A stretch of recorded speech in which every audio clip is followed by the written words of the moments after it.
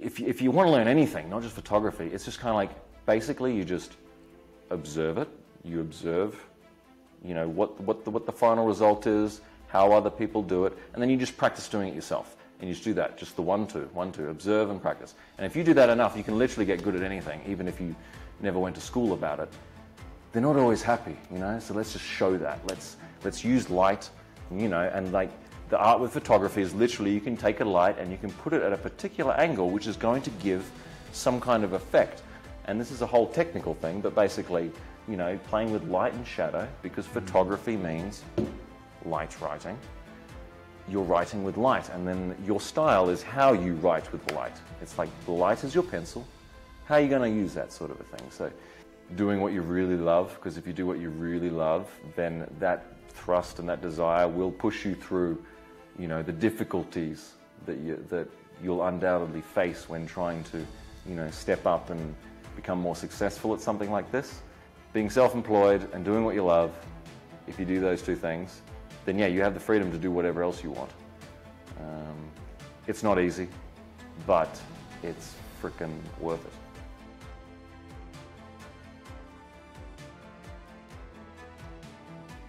Well, Luke, thanks for joining us. Everyone, this is Luke Ayers. He has an online photography course. He is a professional photographer. So, Luke, why don't you go ahead and start us off and tell us a little bit about yourself and what it is that you offer.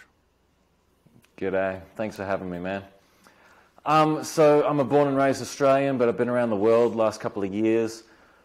I love creating images which have like impact, which deliver some message. Like when my wife's going to make fun of me the whole time I'm recording this. It's I do photography because I like to create an effect on people. And like this visual art is so awesome. I mean, music's just as good, but I can't play music to save my life. But I figured out how to use a camera at an early age, and I kept on doing that sort of a thing. Also got a bit into filmmaking, and I enjoy that too. But photography, it's like, it's what I really love to do. But at the same time, I wasn't a good student growing up, so I had to basically self-teach myself, because I wouldn't sit still in a classroom and listen to someone tell me. I had to, whatever. So, like, I've developed the skill, I got professional, I started making good money from it, and now I enjoy teaching others. But I teach them in a way where it's just like, it's quite to the point, there's no blah, blah, blah, blah, blah, and it's like, learning is only useful if you can actually use it later on. You know, you could sit and listen to a lecture for hours and hours and hours and walk out of it and maybe not even remember half of what you were supposed to have learnt. But when I teach people, I like to make sure they get it. So I teach them in a very down-to-earth way, a very matter-of-fact way. I'm not very conscious about my language, and sometimes I will say things that should be censored, but but it's just kind of like, I want to be real. It's just kind of like, I'm a real guy. I love photography. I love helping other people. If someone wants to learn photography, I love to teach them. So that's sort of what my life is about right now. Yeah. Mm-hmm.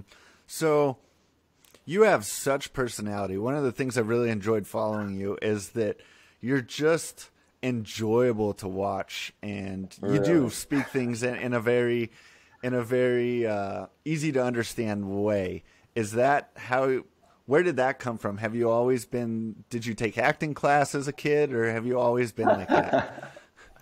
Acting? No, I wouldn't say I'm acting or anything like that. If you met me in real life, I pretty much act the same as I do right now. But I just think that the whole thing is, I talk to people how I would like to be talked to. I would prefer an educational situation where my teacher was just kind of like, hey man, woke up, was feeling a bit shit this morning, coming in here, let's learn about cameras now, you know? I appreciate that. I appreciate the straight honesty, you know? And it's I don't know, a lot of people say I'm quite enthusiastic. Yeah, I like to be enthusiastic about things because I think it's a better way to, I don't know, behave, you know, if you can be excited about stuff and rather than just, okay, so now we're going to learn chapter 1. Oh, photographer. All this kind of stuff, you know. So I like to be playful about the thing. You know, it's very fun when you can have a group and we're all just having fun and we're learning, and that makes it memorable. That makes it valuable. Makes it interesting, of course. Yeah. You know. So I do it in a way that I would be interested in watching. So whether someone likes that or not, it's up to them. But that's what I like, and I feel like, boom, let's just keep it real, man. And for me, that works, and it seems to work for others. So that's a good sign. Yeah. Yeah. So you said you were self-taught. How long have you been doing photography, and what was that journey like for you? Well, I was about 12 or something when I first actually picked up a little point and shoot camera and started taking photos and found out that I liked it. Before that, I don't know. I tried it. You know, I don't know. I think artists they'll dabble in different fields. I tried writing. I tried you know, illustrations, these sorts of things. I wasn't good at many things, but then when I got into photography, I was like, wow, I like this, and I think I could get good at it. So I just kept on that. And it wasn't an overnight thing at all. Like when I started off, I wouldn't say I had a gift at all for it. You know, like I would just pick it up and then I'd take one shot and it was just terrible. And then I'd take another shot, take 10 more shots. Oh, finally, that one actually looks all right. And then the way I self-taught myself was basically just like, what is it about this shot that makes it better than all the others, right? And they don't exactly say in a textbook, oh, you know, this is the reason why, blah, blah, blah, blah, blah. And I didn't want to read the damn textbook anyway, so I was just like, well, let's just figure it out. And then it's quite simple. Like, there's a whole technical side of photography and everything like this, but if you want to learn anything, not just photography, it's just kind of like, basically you just observe it. You observe, you know, what the final result is, how other people do it, and then you just practice doing it yourself. And you just do that, just the 1, 2, observe and practice. And if you do that enough, you can literally get good at anything, even if you never went to school about it. And that's basically how I taught myself. And it took a good 5 years before I was okay, and then another 5 years before I could call myself professional. And then, you know, and then around, you know, somewhere in between, I just decided one day, I think I could ask someone for money for this because I think it's almost good enough, you know, that sort of a thing. Yeah. Mm-hmm. So now here's the question I'm asking because you are a photographer. What camera do you prefer? Oh, camera? Yeah. Well, yeah, good. I talk about cameras, totally. I also talk about a lot that don't worry too much about the equipment and what you're using. And like, if you want to collect cameras, then go nuts, whatever. You can go on forever on this stuff. If you want to get good with photography, it doesn't matter what camera you use. For me, throughout the years, I used many, and I changed brands. You know, at first it was like I was a Canon guy, and Canon was like my religion, you know. And then I blasphemed and went over to Nikon, and I've been using that ever since for professional stuff. Then recently, you know, I get into Fujis and I like Sonys, dude. And I change all the time. Like I literally just sold my professional camera the other week and bought another camera that was a year older than it because, I can go into a whole lecture right now. I'm feeling this happening. It's like, anyway, yeah, like right now, literally, the camera that I've got is a Nikon D4, which was the top Nikon camera 10 years ago. And I just bought it right now, and that's what I'll be using for all my professional stuff, because it's got everything that I need. It's got everything that I need. You know, it's kind of like they've already perfected the camera like a decade ago, and what they're doing now is they're just adding little extras, you know. But if you know what you want, you can also know what you don't need. And frankly, you know, if you just want to take nice photos, you can use a decade-old camera, no problem. I use it professionally, and you can't tell the difference. So that's why I use it. It's like that. Yes. Going through your work, through your Instagram, you have a very unique style. Like everything, a lot of your stuff, not everything, but a lot of it is very edgy. There's a little bit of darkness in it. How does one develop their style, their understanding of this is me, this is the shots I like taking? How did you come into that? I think it's quite simple. It's kind of like when you're starting off, you have a reference of what you like. You look at photos that you like.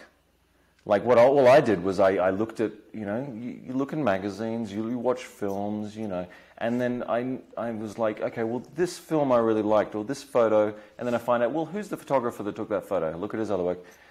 You just find one style that you can connect with, that you like, and you can, if you don't know, and of course, when you're first starting out, you don't know what your own style is. But the way I did it was literally I just found a style that existed, and I was like, I like that one the best. And then I learned how to do that one, right? Until I could basically copy that professional or that style. And then once I achieved that, then I was just like, well, what if I just change it a little bit? What if I just tried doing this sort of a thing? It's like there's no shame when you're learning to just copy someone else. You should just find someone that you really like the shots of, or the work of. Just copy that and just try and create the same thing yourself, okay? Then after that, you can then just, you can change it. You can make it your own, that sort of thing. And that's how you can develop your own style. And for me, it's like, yeah, I like the edginess. Like, I don't like these super bright, super, high key it's called, where it's super bright and there's no, much shadows and everyone's skin looks perfect. No, I don't like that, because sort of like how I teach, I like it to be real, and I'm like, you photograph someone, it's kind of like, they're not always happy, so let's just show that. Let's use light, and like the art with photography is literally you can take a light and you can put it at a particular angle, which is going to give some kind of effect. And this is a whole technical thing, but basically, playing with light and shadow, because photography means light writing. You're writing with light, and then your style is how you write with the light. It's like the light is your pencil. How are you going to use that sort of a thing? So it's totally up to you. It's super fun. That's why I get enthusiastic about it. And I'm just like, oh yeah, if someone genuinely comes to me and they're just like, I want to learn. I would like to create this. I'm like, yeah, man, let's do this. Yeah, but also it's kind of like, I think another reason why I didn't particularly like, school or going to a course on photography or whatever, it was because I was a bit afraid that while they teach you all the technical information, that is useful, nothing wrong with that. But I don't like the fact that I observe that people come out the other end of a whole, say, year of school or whatever, and they start to produce things that it's not their own. They start to produce it how the textbook told them to do it. And so then you get 100 graduates and they all create the same damn thing. And to be a real artist, it's kind of like you've got to be unique. You've got to have your own thing. And so these graduates, they come out of school or university or whatever, and then they're like, well, how do I give it that edge? How do I make it unique? Because they've spent the last year learning how to make it the same as everybody else, and they've lost their uniqueness. So I don't have a thing against school, actually, but that's just what I've observed, and I'm just kind of like, well, I want to try the other path. I want to try the whatever. And so that's how I teach. I will tell someone, this is how you can do it. Now show me how you're going to do it. I don't expect you to, okay, you've got to do it exactly this way, and if you don't, then you're getting an F on your report card sort of a thing. I'm kind of like, this is how it's been done. Now you take it and show me what you can do with it. And I find that really not only educates, but can uplift someone and make them feel confident to get out there and really express themselves, stuff like that. Anyway, yeah. Yeah. That leads me into, you just put out, I kind of have two questions, but I'll ask the first one. You just put out this really cool short video on your YouTube channel. It's very dark, it's very emotional, and it tells a story that was what I got out of the video that you just put out was very similar to what you just said, is that there's this thing outside of us that is kind of controlling us and keeping us in producing us all into this box that you were talking about as far as like the photography. You didn't want to go to school because you didn't want to come out of looking like the same cookie cutter photographer that came out prior. And some of what I read into the video and the dialogue into your short film was we're all kind of stuck in this world, and I related it more to work in a sense, where we all kind of go through this repetitive job cycle of, is there more out there? What's going on in life? And then it repeats, like every day just kind of repeats. What story were you trying to tell with that short film? Oh, that's a cool question. And also, I appreciate your feedback on that. That's very interesting to hear. What was I trying to tell? Well, look. I mean, I don't want to say too much about what I think, because obviously the film is a piece of art. It's kind of like everyone can interpret their own way. I want them to like say, okay, well, what does this mean to you, sort of a thing. And I enjoy hearing the different feedback, because 10 different people watch it and they give me these different, like, oh, I thought it was about blah. I thought it was, and it's all valid. I think it's great. It's fantastic. I think that's what art is about, and this sort of a thing. I don't know. I originally was inspired to make that film from the idea. It's funny how these things come about. But I was literally driving down the street, and I looked out the window, and there was a pedestrian walking down the street, and I just made eye contact with them for 1 second, and it was one of those moments where, like, because in the short film, you notice there's the moment where the guy's at the bar and he sees the girl and they make this eye contact, right? Yep. Anyway, so this is what inspired me to make the film. I was literally driving down the street, saw this random stranger walking down the street. I make eye contact with them, and then you had this sense like, I know you, or something about you. There's some connection, just like human to human, It was a guy, but it was just like you felt like, oh, I know this person. And there's this very interesting sense to it. That's what inspired me to just like start writing the script for the thing. And then it evolved more. And then, like I was saying before, like when you want to develop your own style, you first look at other people's styles and you try to copy that. One movie that I've always loved is The Matrix, of course. So you can sort of see that I've put some ideas of that into it as well. And then there are other movies I like. I like mystery movies. I like things where it's not all spelled out. So I was just like, let's just chuck some pepperoni into the mix, It's kind of like baking a cake, and it's going to put a bunch of different ingredients in it, whisk it around, make sure it still makes sense and it can be followed, and it's not complete confusion to watch. So it has like a storyline to it.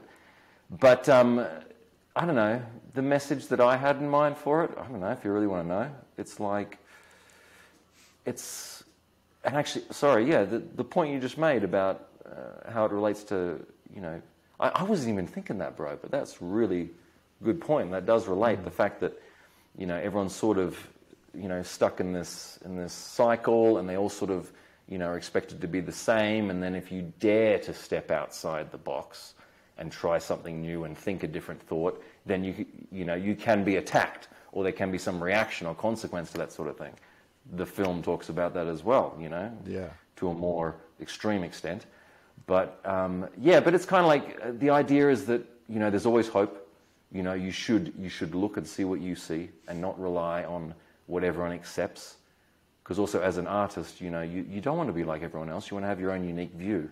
And when you can put out a photograph or a film or a picture or a piece of music that's quite different, that's your own thing, that's how that's how new ideas come, and like a new trend will start and stuff like this. I was just watching Netflix before, and it's just kind of like every movie these days is the same, and it's kind of like blah blah blah. And I start watching these older films because it's kind of like people, back then there were these classic films, and it's just like, well, where's the education headed that everyone now thinks that, this show has to be made? And anyway, I'm going off on a tangent, but that was a good rant. Did that answer your question? Yeah, no, thank you. So then to follow up on that, how easy is it to transition from photography into filmmaking like you did? Yeah, it's cool. You can do it, and it's actually not so difficult. I recommend that you really understand and have good, a good handle on photography first.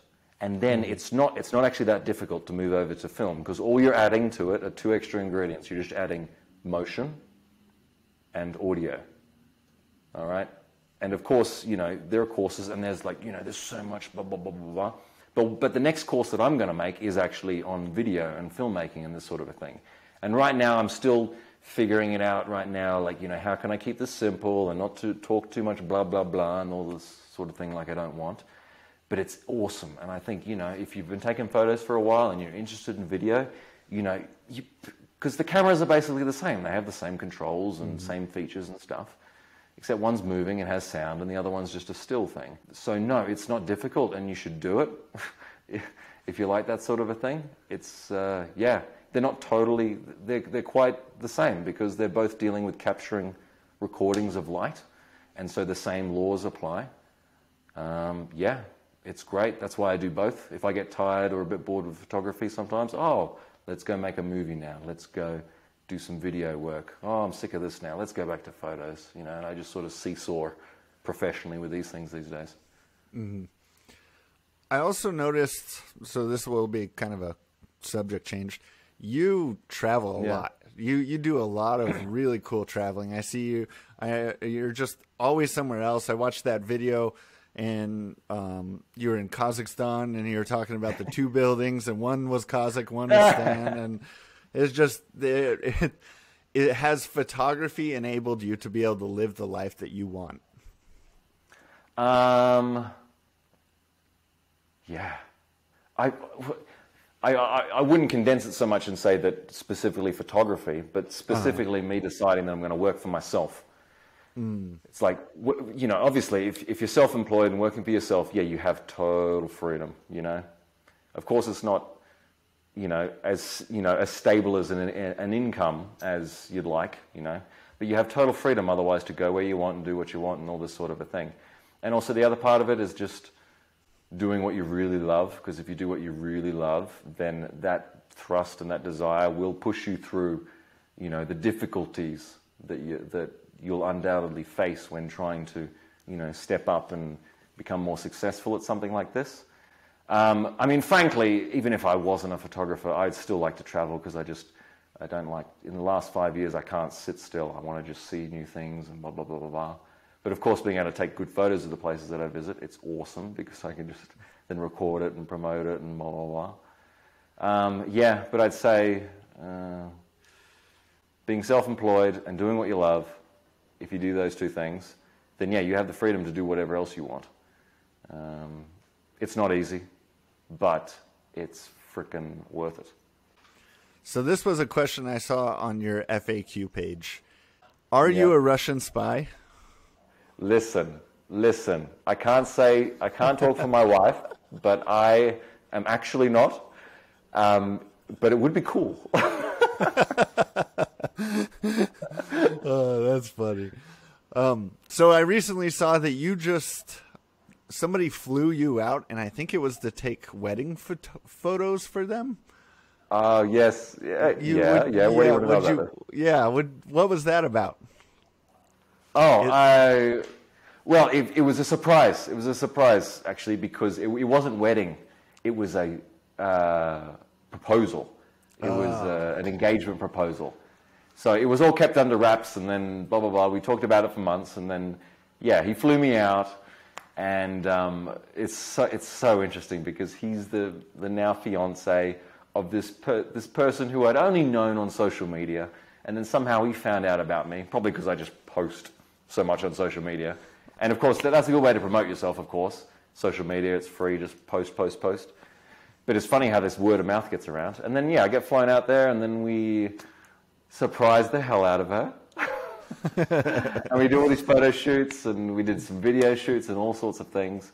And hopefully I can show some of that stuff, but I can't post anything until they do, of course. But that was awesome. That was a great adventure, and more stuff like that is what I want to do in the future.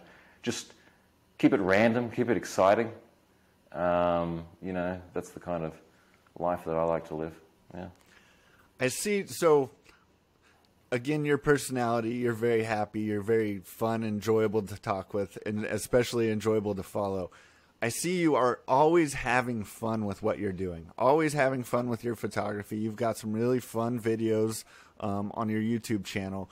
How many people do you think struggle because they're too focused on doing, hey, I have to do photography this way because the guy who taught me said this is what it has to be done, versus if they would just start enjoying things, enjoying the camera, enjoying where they're at, and capturing moments and emotions, not trying to take the perfect picture. Like, is that something, I guess I kind of answered the question a little bit, but how do people step out of that box? I know. Well, this is the thing. It's like someone, in general, if someone has a dream or they decide, oh, I'm going to do that, I'm going to open a restaurant or do these sorts of things, there's that passion that comes with it, which gets you started in the beginning. Mm-hmm. And the thing is, you've got to keep that passion there the whole time. You can't just, because that's the start, that's the time when the world seems the biggest and brightest and most possibilities is when you first have that idea, and that idea just brings with it your life and your passion and all that sort of a thing. And then you get and then you get down to work, and it's like, okay, how am I going to, it's a nice idea, then how do I create it in the real world sort of a thing? And then, so there's learning and there's practice involved in this sort of a thing. But yeah, that's the point. You cannot, and I'm quite strict on myself with this, it's kind of like, you have to, it doesn't matter who's teaching you or whatever sort of a thing, but whoever it is or whatever it is, it can't teach you in a way where you start to take it serious, where you start to not have fun with it all, where, again, another reason why, I have a go at school and, rattle on a bit about it, because I just feel like, okay, let's just make it as boring as possible and blah, blah, blah. Because the thing is, if your passion for it goes, then everything will go. And that's what I find. If I lose my passion for something for a day, I'm just like, ugh, this sort of a thing. You've got to keep the passion there the whole time. And if you're being taught by someone who maybe they have great knowledge, but maybe they're teaching it to you in a way that makes you, not have a win at it, not feel happy about it, feel like, oh no, it's actually serious, because think about it. What got you started walking in the first place was this excitement, and if anything tries to destroy that excitement, whether it's just some negative person or being taught it in a negative way, the data might be correct, but just the tone, the way they're teaching it to you, like, no, you have to make sure you use this lens, because if you don't, your photos will be no good, this sort of a thing, It's like, what's the use? What's the use? Maybe you're correct, but if you teach with that sort of emotional tone, it's like your students are not going to, they're just going to be like, oh no, I'm going to try a different subject now, blah, blah, blah, blah, blah, blah, blah, blah. And that's sort of why I feel like, I want to be a bit more responsible in the world of teaching, because I actually care about people who want to learn. I will take care of them. I like to uplift them, and it's kind of like, if they got the dream for it, I will frickin' help them. I'm not going to put them down and say, no, you did that wrong. They'll be like, oh, not bad at all. Why don't you try this? Blah, blah, blah. But it goes back to the spark and the dream. The dream makes everything else happen. So learn whatever you want and listen to whoever you want, but just keep that passion there. And then you won't take it so seriously, and you will enjoy it for years to come. You will have fun. You'll feel like you're living your kind of life that you want to live. Yeah, I don't know. I'm saying a lot of words here, but yeah, that's basically it. Which, and two, we're in a world right now where people carry around cameras in their pockets, in their purses, in their briefcases all day, every day. And we've been doing it now for probably a good decade of everyone's had at least a camera on their phone for the most part.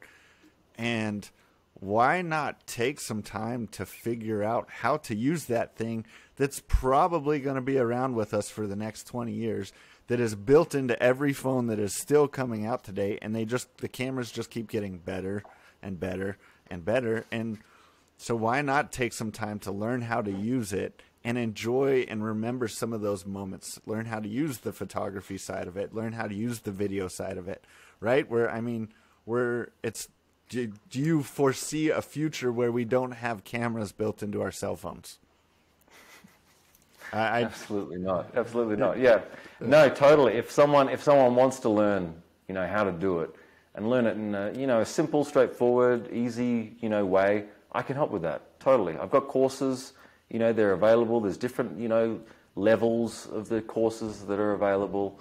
Yeah, if that's your passion, that's what you want to do, I can certainly help with that. And yeah, no, phones, cameras aren't going away anytime soon. I also noticed with your courses, you also give almost like mentoring. You say, hey, you can reach out to me, and I'll either direct you back to the part in the course that is your question, or I'll answer your question for you.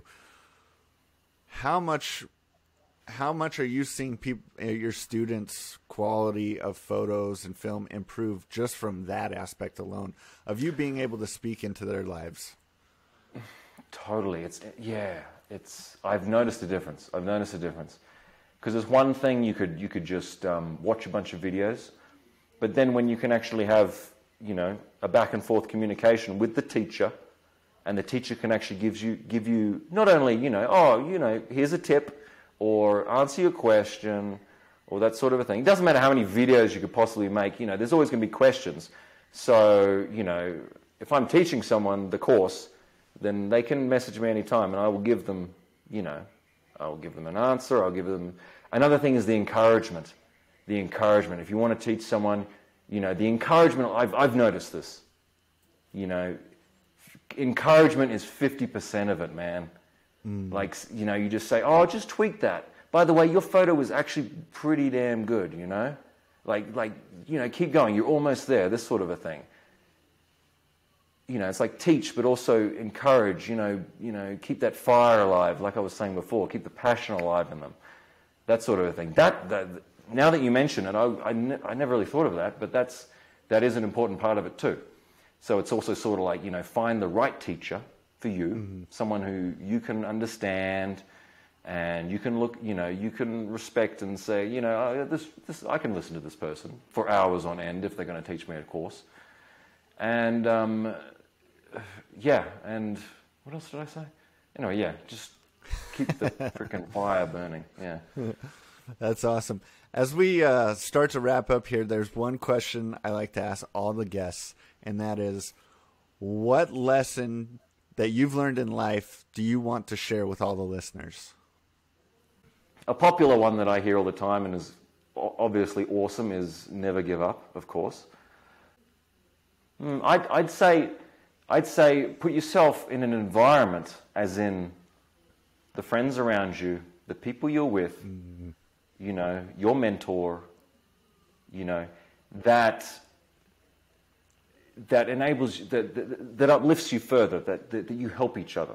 That it's not like I don't know, the fancy word is a toxic environment. You know, you don't want to be living and learning and trying to be passionate about your dreams in an environment that's sort of like always like putting you down a little bit. You know, it's sort of like, and there's different ways that this happens. It's not always a case of someone. It's not always a case of like, you know, I want to do blah, and then someone says, no, you suck. It's not even really a case like that these days. It's more of a, oh yeah, you know, someone even giving you that sort of an attitude who's in your friend circle, or God forbid, you know, part of your family, you know, that sort of an environment who you're working with and surrounded by every day. It needs to be something positive that will keep your passion alive, all right? And then if you find a group like that, you know, whether it be, you know, your partner who you're in a relationship with, you know, or your friendship circle, or your work colleagues at work, it's kind of like if you're in a good group where you all help each other and you keep the excitement happening, then God, you can just go forever and you'll feel like you'll never run out of steam. But if you're surrounded in this group, whether they smile or frown doesn't even matter. But if you're in a group where at the end of the day you're just sort of like, you know, oh, I guess I just not really good enough, this sort of a thing. So your environment, I'd say put yourself, of course, never give up, but also put yourself in an environment that's a bit more positive rather than negative to help you not give up. Make it a bit easier. Yeah, no, that's so important, is making sure, because I've worked in those really rough, somewhat toxic environments, and if you've got negativity surrounding you, you can't get out of that. So Oh, it's so hard. Yeah. Of course, there are the people that still follow the never give up rule, and they will hammer through everything. But God, I don't think I'm good enough to push through that much negativity. So make sure that your environment, the people around you, we're all going in the same direction, man. We're not trying to put each other down. And that would just make such a difference. So that's what I recommend.